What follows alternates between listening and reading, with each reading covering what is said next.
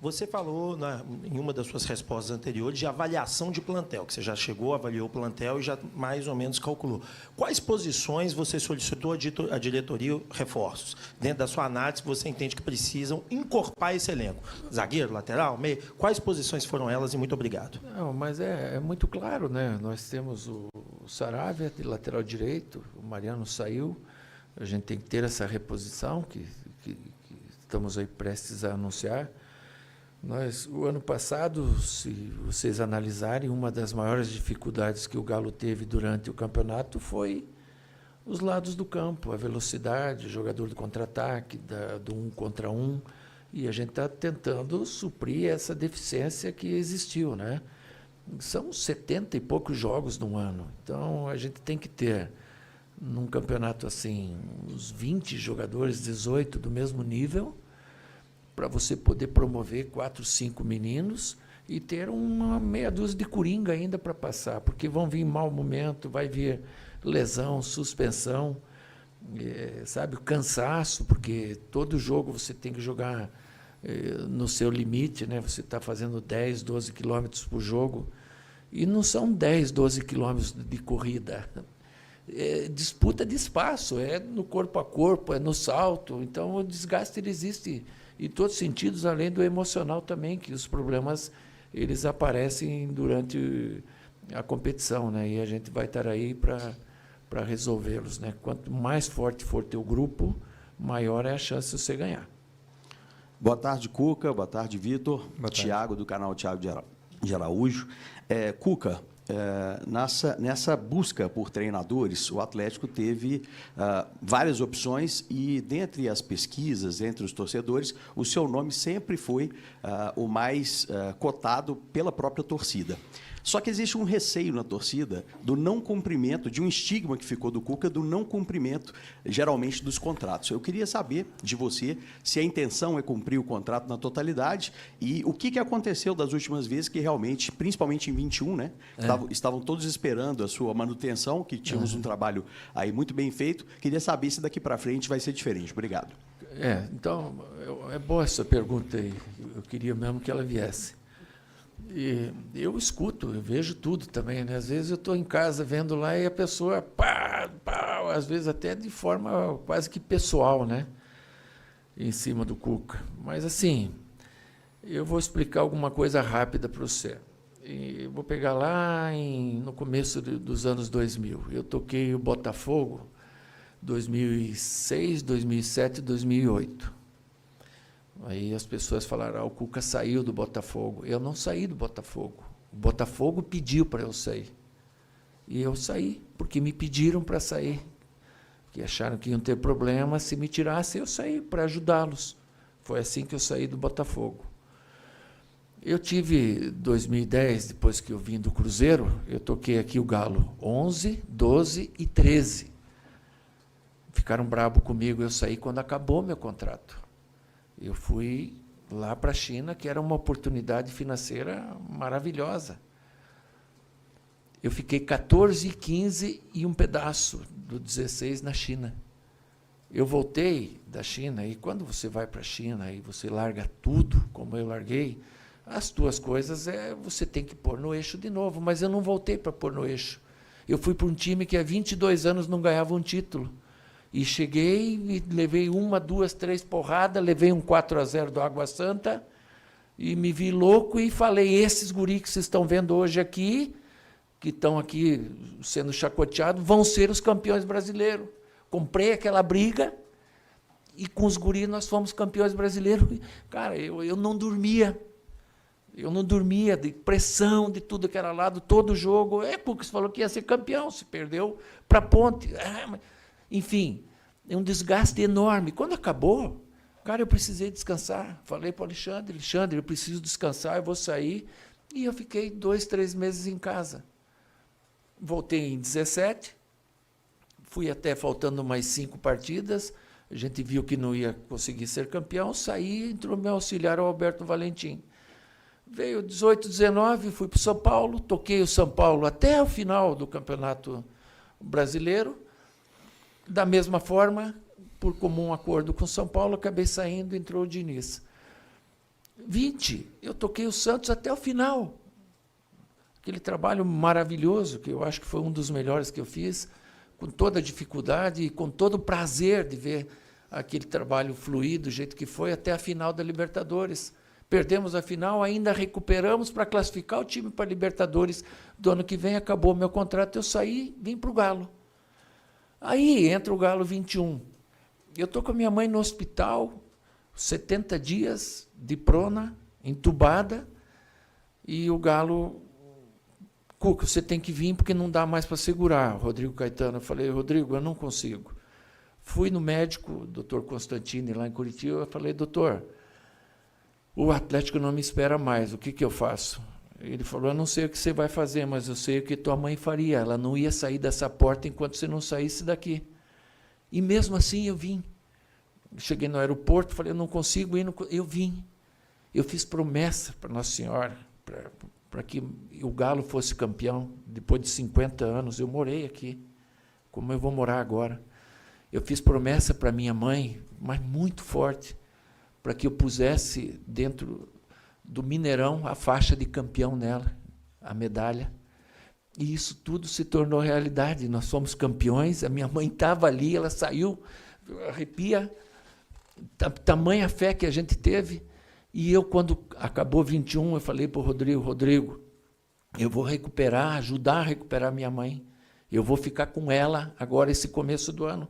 Então, são erros que um profissional tem, tá bom, mas eu curti a minha família, eu curti a minha mãe, eu larguei o status que eu tinha de ser campeão, de poder fazer coisa, porque eu precisava daquilo, da recuperação dela, para ficar sem sequela. Ah, você é médico? Não, mas eu, junto dela, eu sabia que eu ia com ela na natação, que eu ia recuperar, e hoje ela tem 84 anos, e daqui uns dias eu vou trazer ela aqui de novo, e se Deus quiser, no final do ano, por uma faixa ou uma medalha no peito dela.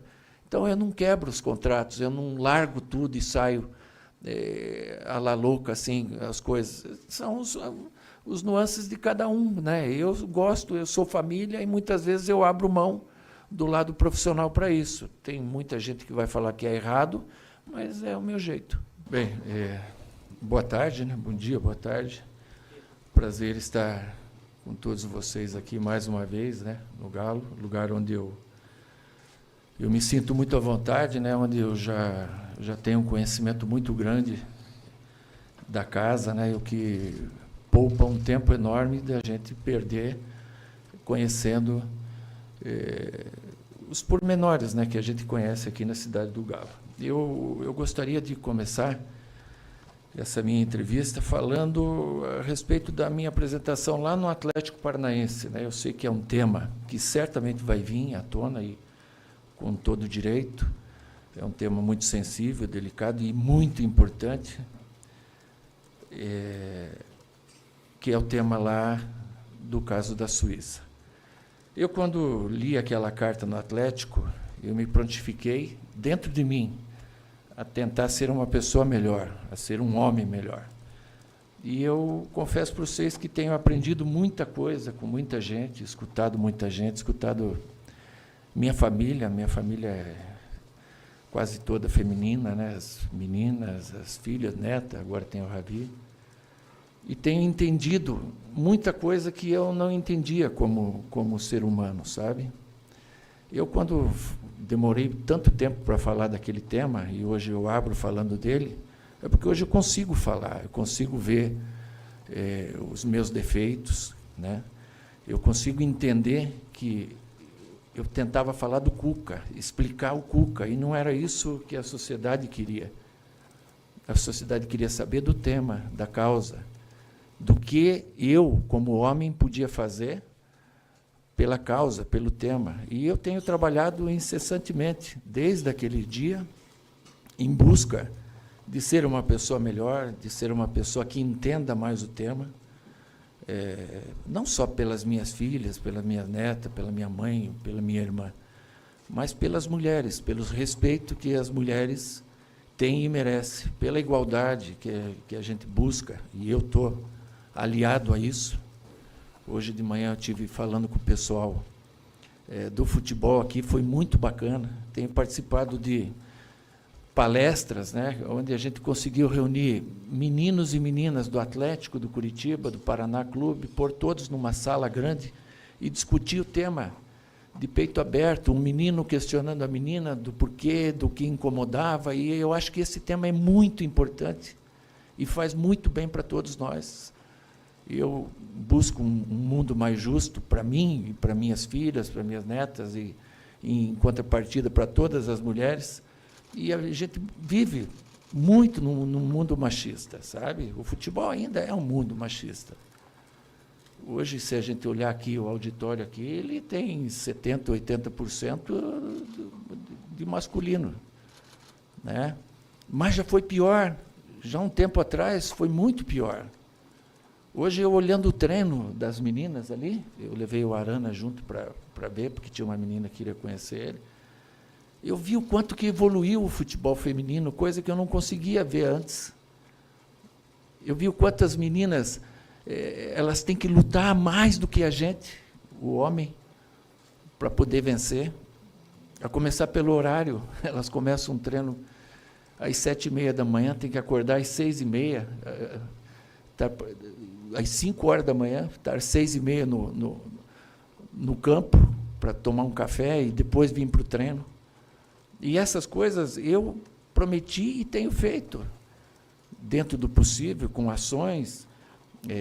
No meu instituto, onde eu tenho 3 núcleos em Curitiba, e quero transportar aqui para o Galo, que tem também o Instituto Galo, e a gente vai poder fazer coisas importantes também, pelo respeito às mulheres. E isso é uma coisa minha, que está dentro de mim. Não sou de ficar fazendo propaganda do que já fiz, de quantas coisas eu já fiz, mas eu faço as minhas coisas de forma bem discreta e vou continuar fazendo. Isso é uma bandeira que eu levantei e vou empunhá-la para sempre, enquanto eu puder. Tá bom? Isso dito, eu abro para vocês para algumas perguntas que queiram fazer. Boa tarde, Cuca. Seja bem-vindo de volta ao Galo. E você começou falando sobre esse seu conhecimento do Atlético, de alguns pormenores, né? E já nessa primeira atividade que a gente pôde acompanhar, a gente viu o Bernard treinando mais aberto pela esquerda, o Rubens um pouquinho mais avançado, fazendo um trabalho de meia, como ele trabalhava na base também. Na zaga, sem improvisação, com Lianco e Alonso em um pedaço, com o Bruno Fux, do outro lado também com o Igor Rabelo. Eu queria que você falasse um pouquinho como você pretende trabalhar alguns talentos que, em um determinado momento, foram criticados, o Lianco jogando na direita, o Bernard centralizado, às vezes, um pouco mais para a direita, se você pretende também fazer algum tipo de adaptação ou se já vai colocar cada um na sua posição de origem mesmo, fazer o simples. Sim, hoje o treino foi aberto, você observou bem, mas são situações de jogo, né? É lógico que você vai começar um trabalho, eu começo da maneira mais simples que tem, mas eu também gosto de ter criatividade, jogadores polivalentes que joguem em mais de uma posição, mas, a princípio, eu quero sentir o jogador jogando na sua posição, dar para ele a liberdade dele poder jogar dentro de onde ele gosta mais, né? E o treino hoje foi nesse sentido mesmo. Agora à tarde fazemos mais um período, amanhã temos mais 2, para daí na quarta-feira fazer a viagem para os Estados Unidos. Cuca, boa tarde, seja bem-vindo de volta. Pedro Faria, FM O Tempo e Tempo Esportes. Essas recentes movimentações que o Atlético está fazendo no mercado, Natanael, que está para chegar agora, você conversou com o Vitor, com a diretoria sobre essas movimentações, tanto de chegada quanto de saída. Eu queria que você também fizesse uma análise desse elenco do Atlético agora, que você pegou na mão agora no começo da pré-temporada. Obrigado. Sim. Natanael, está certo já, Vitor? Está caminhando. Está caminhando, né? Caminhando bem. Não gosto muito de falar, né, porque uma vez falei de um jogador, ele vem para nós e ele não veio, e foi para outro time. E eu falei tão bem dele. Vocês lembram quem é? Mas é um jovem e a gente precisa também rejuvenescer a nossa equipe. Nós estamos atrás de alguns jogadores com esse perfil. Sobre a saída de atletas, você não consegue controlar tudo. Existem jogadores que você não quer que saia, mas eles saem, e é o caso do Zaratio, é o caso do Batalha. Não foi uma questão nossa, eu gostaria muito de contar com os dois, mas eles entenderam que era o momento deles saírem e você não tem muito o que fazer, a não ser daí lidar com a parte financeira, que foi o que o Vitor e mais o Pedro fizeram bem feito, né? Então, infelizmente, você perde alguns jogadores, mas, em contrapartida, você vai ao mercado para encontrar outras peças que possam te trazer solução, e, de repente, alguns jogadores até com mais juventude. Cuca, boa tarde. Paulo Azeredo aqui à sua direita, da Rádio Tatiá, estamos ao vivo. Queria que você, ainda sobre o elenco, destrinchasse um pouquinho mais do que você viu. Quais foram os seus pedidos, em qual setor? Realmente chegou para a gente que seriam 3 atacantes e um lateral. E se você espera contar com esses jogadores o mais rápido possível, na pré-temporada lá nos Estados Unidos também, para preparar esse grupo? Sim, a gente espera quanto antes poder contar com o jogador, mas, para falar a verdade para você, a gente tem trabalhado muito. Ontem à tarde aqui, foi o dia inteiro aqui trabalhando, e o mercado hoje ele é muito diferente do que era no passado. O mercado é muito diferente. Eu lembro, cara, em 2004, eu fui contratado pelo São Paulo e eu consegui levar uma base do Goiás toda para o São Paulo e montamos ali um timaço. Onde você acha hoje esse tipo de jogador emergente como eram naquela ocasião? O Fabão não era o Fabão, nem o Danilo, nem o Josué, nem o Grafite. Eles viraram também depois de terem ido ao São Paulo, mas você não encontra mais hoje esse tipo de jogador. E se encontrar, cara, os preços são absurdos. Eu fiquei perplexo, né, em participar das coisas aí com o Vitor, de como as coisas inflacionaram e como se tornaram quase que inviáveis. Então, a gente tem que ser muito criativo, tem que usar a criatividade para buscar, dentro da responsabilidade, buscar jogadores, né? Não são 3 atacantes, na verdade, são 2 que a gente busca e mais alguns outros em outras posições que acabaram saindo, né? Do momento do final do ano até agora, se eu não me engano, saíram 8 jogadores. Então, a gente tem que recompor para ficar com uma base forte também. Boa tarde, Vitor. Boa tarde, Cuca. Boa Breno tarde. Galante. Cuca, seja bem-vindo novamente. Obrigado.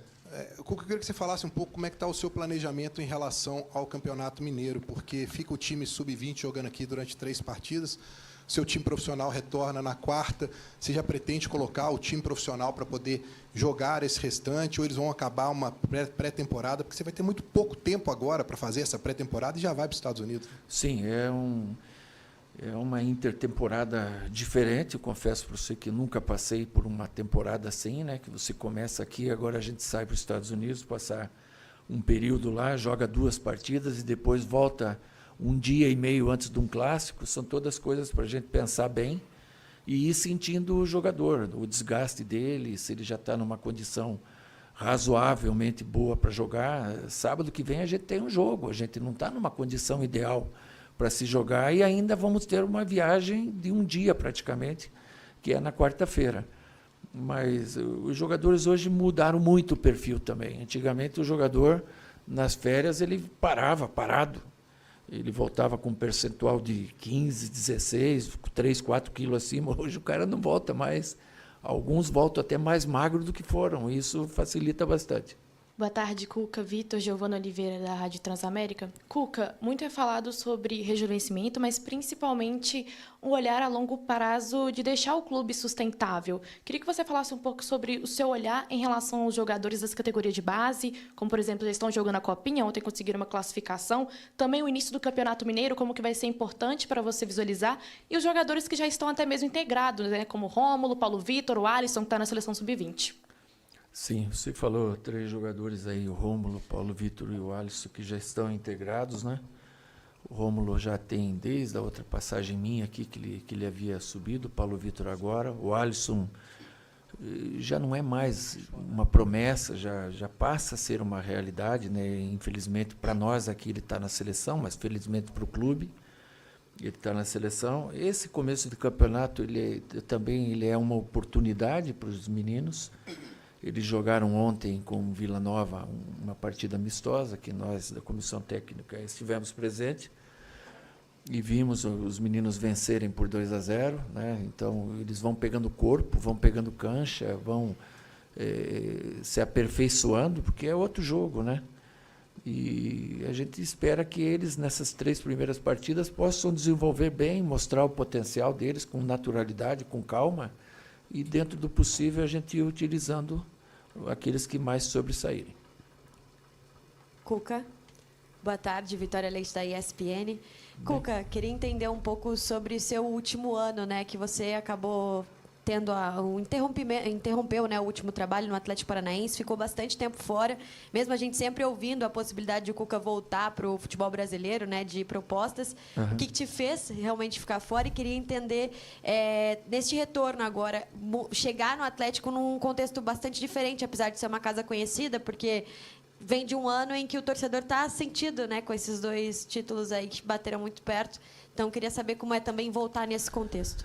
O meu contexto do ano passado, ele começou muito bem no Atlético Paranaense, foram 10 jogos, 10 vitórias, foi uma arrancada muito bonita, o jogo fluindo bem, e houveram divergências de opiniões e divergências de ideias, que a gente sabia que lá na frente não ia dar certo, né? E acabei saindo naquele momento do Atlético, que é o time do meu coração, saí na 11ª, 12ª rodada, não tinha ido ainda 30% do campeonato e acabou, infelizmente, para o Atlético sendo um ano muito ruim, né?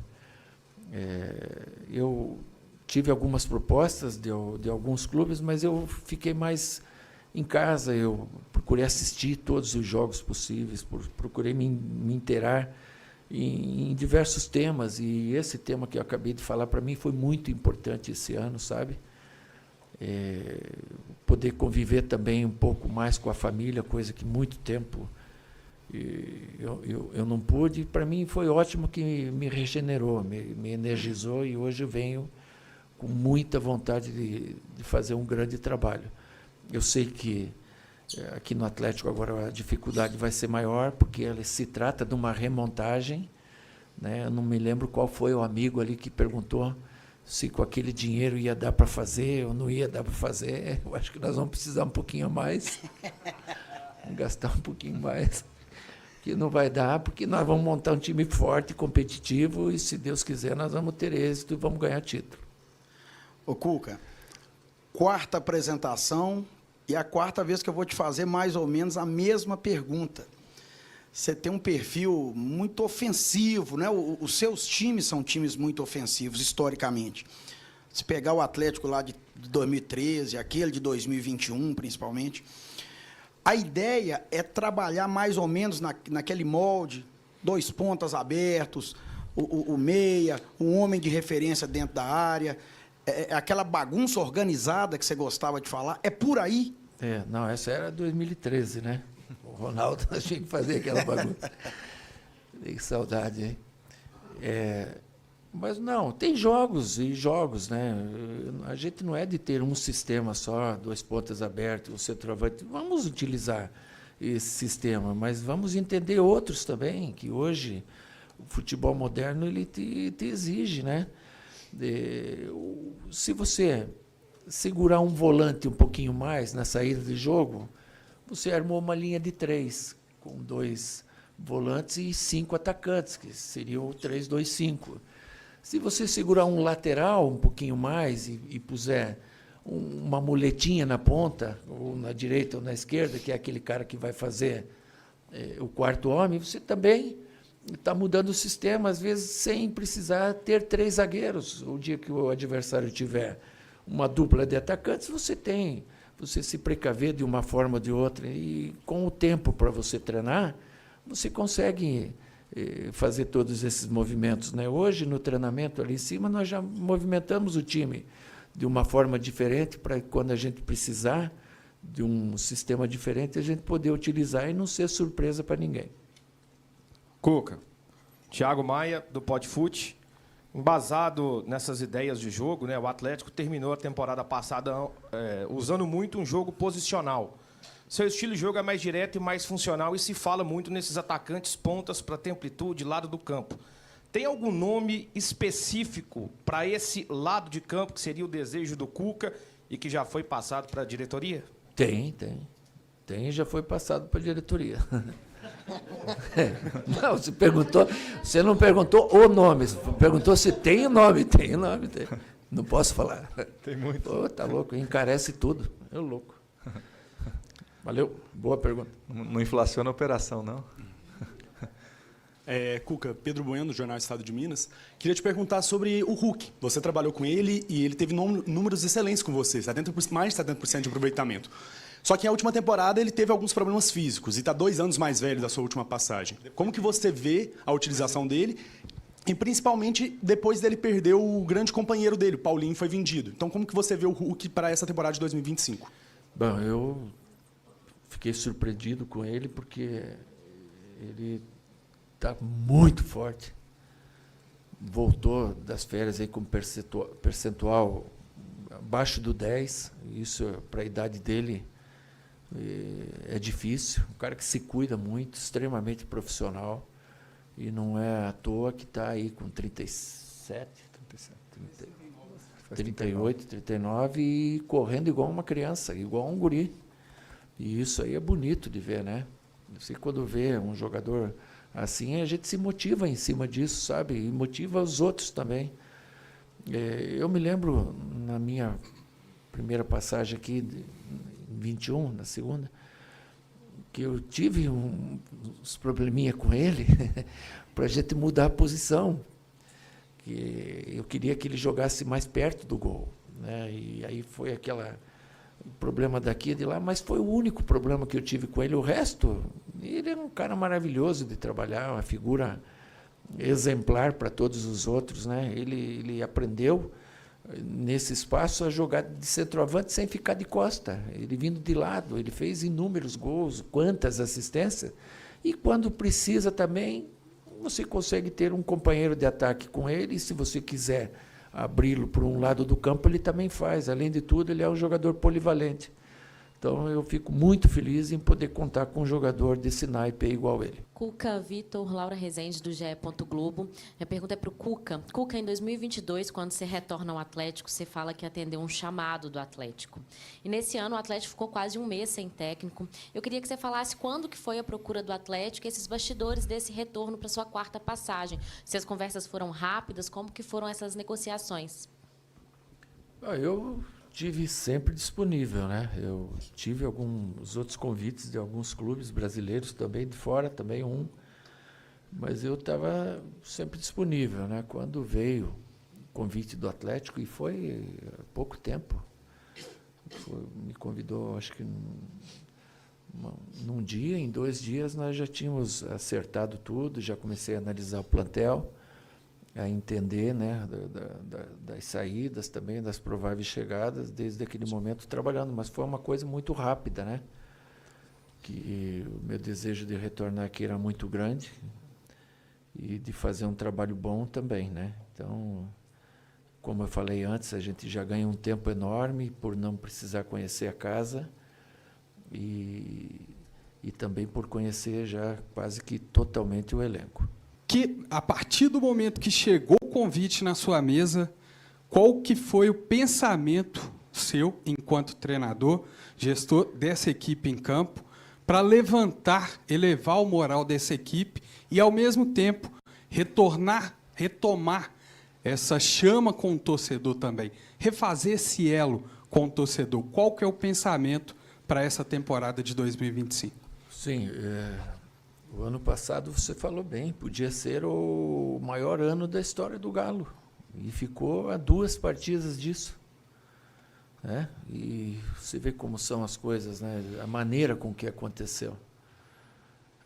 Você está num jogo final de Libertadores, que é um sonho para qualquer um, você ter um jogador a mais com 1 minuto de jogo e não encaixar o jogo até o final do jogo. E isso acontece. O adversário também teve as valias dele, a inteligência, a estratégia dele, e acabou que não deu certo. Mas a Copa do Brasil também a gente pode usar da mesma forma contra um grande adversário que foi o Flamengo, mas você tem que ver o contexto geral. para chegar a uma final de Libertadores não é fácil, e nem de uma Copa do Brasil. Faltou o gatilho final, você ganhar as finais, né? Seria o maior ano da história do Galo, maior até do que o 21, que você ia ganhar uma Libertadores, né? Sei bem que o brasileiro também foi muito importante. Então você não pode pôr tudo fora, achar que foi um ano ruim. E automaticamente, como não tinha um elenco com tantas peças do mesmo nível, ficou devendo no brasileiro, porque você teve que preservar muitas vezes o time para jogar as Copas. E no final acabou lutando até a última rodada. Então isso magoou e machucou muito o torcedor, né? Além desse sofrimento final no brasileiro, não ter ganho as Copas. Mas eu acho que o torcedor ele tem que ficar muito contente do ano que ele teve o ano passado, sabe? Não é um ano ruim. Foi ruim por não ter ganho, mas chegou a 2 grandes finais. E isso aí é muito difícil. Quantas equipes que lutaram, aí nenhuma chegou em final nenhuma, né? E equipes grandes como o Galo também. E esse ano a gente pretende dar um equilíbrio também para o time e, se Deus quiser, poder chegar em finais importantes assim também. Cuca, dali no Rádio Liberdade, boa tarde, seja bem-vindo mais uma vez, seja bem-vindo de volta, né? Ainda sobre contratações, você disse há pouco que vocês estão trabalhando de forma incansável em busca de reforços. E o que esperar com esse elenco e com esses reforços e sobre o seu comando, você que é o treinador com o maior número de conquistas pelo clube? O que esperar e o que você acha, até onde vai o Galo em 2025? Eu acho que dentro do planejamento que a gente está fazendo, né, da vinda aí de mais uns 4, 5 jogadores importantes, como estão para vir, eu acho que a gente encorpa bastante o nosso elenco, sabe? Dá uma qualidade também importante e necessária a ele. E automaticamente você vai disputando os jogos e sentindo se ainda você tem alguma carência pontual, né? E eu penso que nós vamos montar uma equipe forte, muito forte, e vamos ter um bom ano. Dentro da montagem que a gente está fazendo, se Deus quiser, dando certo de vir as peças que a gente tem aí engatilhada.